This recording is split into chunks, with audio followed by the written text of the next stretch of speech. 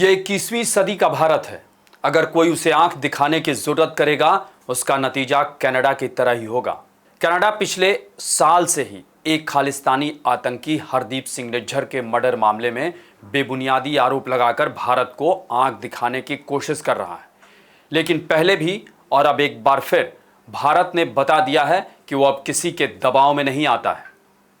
जैसा कि आतंकी हरदीप सिंह निज्जर के मर्डर केस में भारतीय एजेंटों के शामिल होने के कथित आरोपों की जांच को लेकर कनाडा ने 6 भारतीय डिप्लोमेट्स और दूतावास के अधिकारियों को निष्कासित कर दिया, जिसके जवाब में भारत ने भी कनाडा के 6 डिप्लोमेट्स को निष्कासित कर दिया और उन्हें 19 अक्टूबर तक भारत छोड़ने को कह दिया है। साथ ही कनाडा में अपने राजदूत संजय वर्मा को भी वापस बुला लिया है।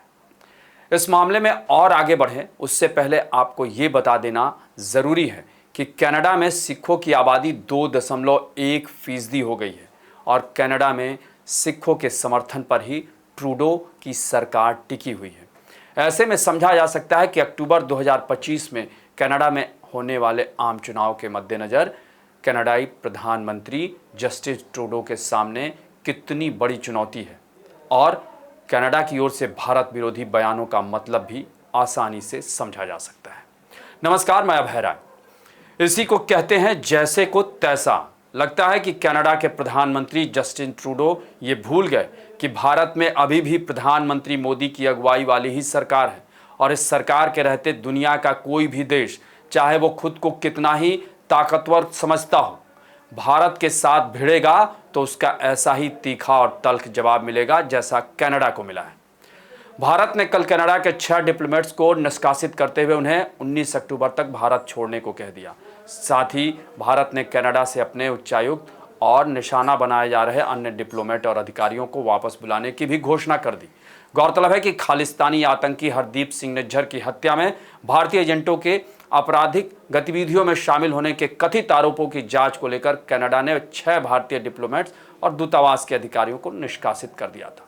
भारतीय विदेश मंत्रालय के मुताबिक हमें अपने राजनयिकों की सुरक्षा सुनिश्चित करने की कनाडा की मौजूदा सरकार की प्रतिबद्धता पर भरोसा नहीं है, इसलिए हम अपने राजदूत और राजनयिकों को वापस बुलाने का फैसला किए। दरअसल इस मामले को लेकर भारत और कनाडा के बीच पिछले साल से ही तनाव चल रहा है। इसी बीच रॉयल कैनेडियन माउंटेड पुलिस ने भारत को लेकर गंभीर आरोप लगा दिए, जिसके बाद तनाव चरम पर पहुंच गया। पुलिस कमिश्नर माइकल ड्यूहेम ने कहा कि हाल के सालों में कनाडा में मर्डर, एक्सटॉर्शन और दूसरी आपराधिक गतिविधियों में भारतीय एजेंटों की सीधी भूमिका रही है और उन पर लगाए आरोप काफ़ी गंभीर हैं। रॉयल कैनेडियन माउंटेड पुलिस के मुताबिक खालिस्तानी समर्थकों की जान का खतरा बढ़ा है और इसी साल फरवरी में इन खतरों की जांच के लिए एक टीम बनाई गई थी, जिसने भारत के एजेंटों के आपराधिक गतिविधियों में शामिल होने की कई जानकारियां जुटाई है। ऐसा आरोप कैनेडियन पुलिस की ओर से लगाया गया। वहीं कनाडाई प्रधानमंत्री जस्टिन ट्रूडो ने भी कहा कि कनाडा का प्रधानमंत्री होने के नाते उनके देश के नागरिकों की सुरक्षा उनके लिए सबसे ज़्यादा ज़रूरी है और वो अपने नागरिकों की सुरक्षा को सुनिश्चित करने के लिए कोई भी कदम उठाने से पीछे नहीं हटेंगे। उन्होंने अपनी जांच एजेंसियों की ही बात को दोहराते हुए कहा कि भारत पर आरोप है कि निज्जर की हत्या में भारतीय एजेंट सीधे तौर पर शामिल थे और जांच एजेंसियों के पास इसके पुख्ता सबूत हैं। जहां तक बात इस मामले की शुरुआत की तो जून 2023 में कनाडा में खालिस्तानी आतंकी हरदीप सिंह निज्जर की गोली मारकर जान ले ली गई थी। सितंबर 2023 में कनाडा के पीएम जस्टिन ट्रूडो ने हरदीप सिंह निज्जर की हत्या में भारत के हाथ होने का आरोप लगाया था। फिर अक्टूबर 2023 में भारत सरकार ने कनाडा से अपने राजनयिकों को वापस बुलाने को कहा था। साथ ही इन राजनयिकों और उनके रिश्तेदारों को मिलने वाली राजनयिक छूट भी रद्द कर दी थी। इसके बाद मई 2024 में एक न्यूज एजेंसी ने अपनी रिपोर्ट में दावा किया कि कनाडा की पुलिस ने एक गैंग के सदस्यों को गिरफ्तार किया था, जिसका मानना था कि इन्हें ही भारत ने कथित तौर पर निज्जर को मारने का काम सौंपा था। फिर 14 अक्टूबर 2024 यानी कल royal Canadian mounted police commissioner ने कनाडा में आपराधिक गतिविधियों में भारतीय एजेंटों के शामिल होने का आरोप लगा दिया।